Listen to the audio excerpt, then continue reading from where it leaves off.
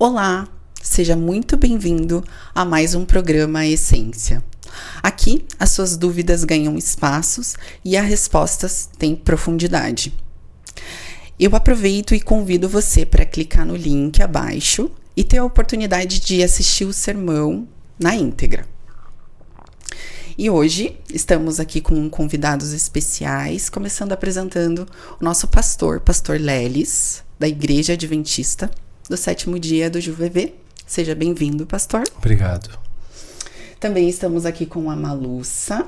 Ela faz parte da equipe do Clube dos Aventureiros, junto com o seu esposo, Rafael. Sejam bem-vindos. Obrigada. Vamos lá, pastor. Hoje tivemos um tema que foi além da superfície, né, pastor?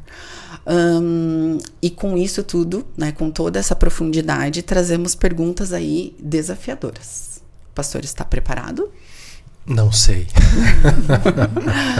Certo.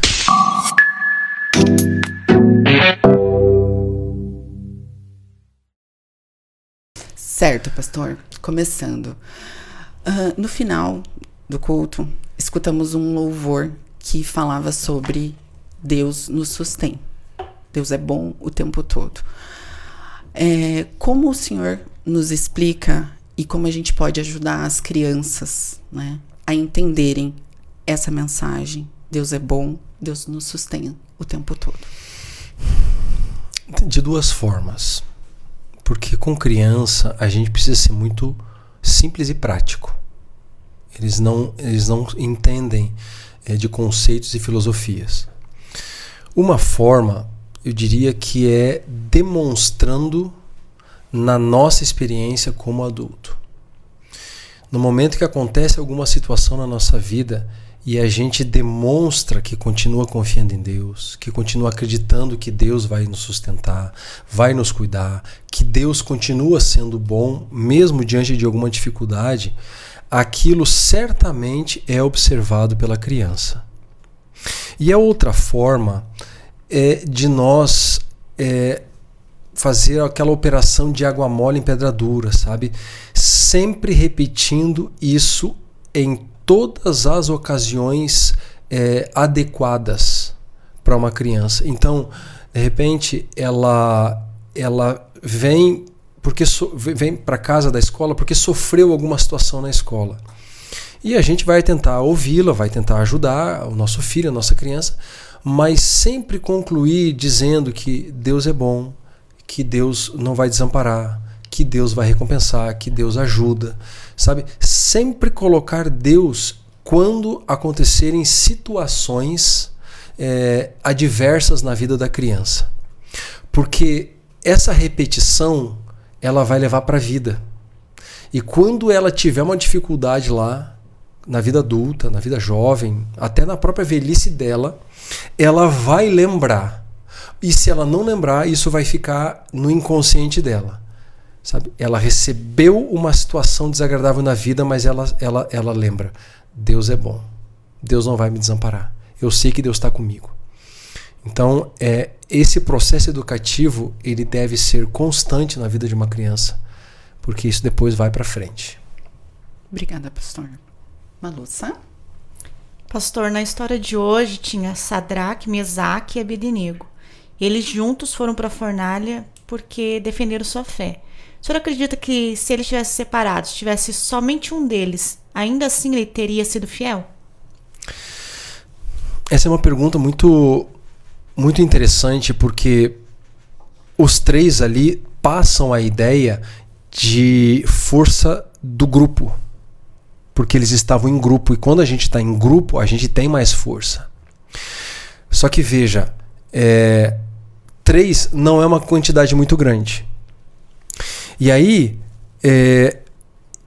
o que estava à frente deles, que era a morte, e uma morte por fogo, ou seja, eles sofreriam dores, eu creio que 3 não era suficiente para dizer que eles fizeram aquilo pela força do grupo. E a intrepidez deles foi tão grande que não dá para dizer que aquilo ali estava baseado nos amigos. Porque foi forte demais para um estar baseado no outro ser humano. Aquele tamanho de força ali só podia estar baseado em Deus. Então, olhando dessa forma, a gente deduz assim com muita convicção de que se eles estivessem sozinhos, eles fariam a mesma coisa. Rafael? Pastor, e ali, né, estavam os três, e Daniel, aonde que ele estava neste momento? Boa pergunta. Ninguém sabe. Ninguém sabe. Isso não foi revelado. Existe uma possibilidade, existem algumas teorias. Uma das teorias, que é uma teoria assim, muito conhecida no mundo teológico, no mundo histórico / teológico, que é a seguinte: Nabucodonosor era fã de Daniel. Ele gostava muito dos trabalhos de Daniel, acreditava muito em Daniel. E ele sabia o que ele estava fazendo. Nabucodonosor sabia o que significava para Daniel se ajoelhar perante uma estátua. Então, existe uma hipótese, é só uma hipótese, de que Nabucodonosor tenha dado uma missão fora da cidade para Daniel, para não constranger Daniel. Até porque Daniel ele não se curvaria mesmo tendo respeito pelo rei. E o rei ficaria desmoralizado. Porque uma pessoa muito importante não se curvaria. O que o rei não contava é que os amigos de Daniel não se curvariam também. A gente percebe assim pela forma como Nabucodonosor tratava Daniel, é que ele admirava muito Daniel. Não se tem notícia de que ele admirasse os outros. Então, eu acredito que ele foi pego de surpresa com os três. Mas com Daniel ele não seria pego de surpresa. Ou ele deu, se ele realmente deu uma missão para Daniel, ou ele deu por respeito a Daniel, ou ele deu por medo de ser desmoralizado.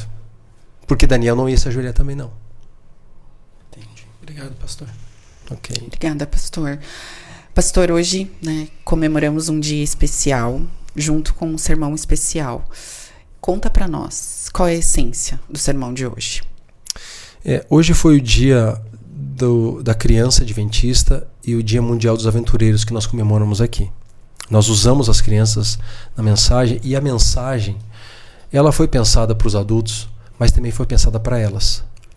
Porque no momento em que nós educamos uma criança com essa força de caráter, essa criança vai se tornar um adulto com menos problemas.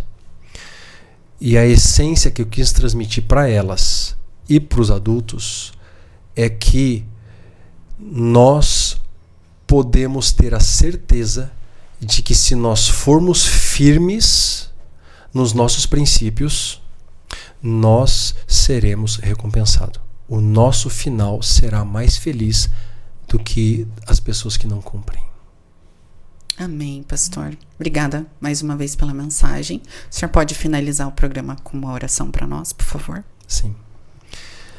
Querido Deus, muito obrigado porque o Senhor deixou exemplos na Bíblia de pessoas que nos inspiram e que nos animam a sermos mais fortes espiritualmente, termos firmeza de caráter.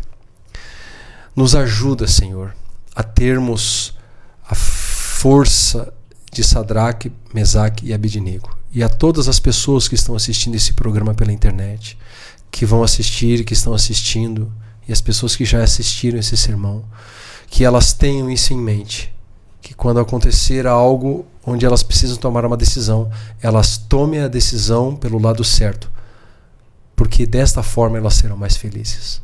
Nós oramos no nome de Jesus. Amém. Amém.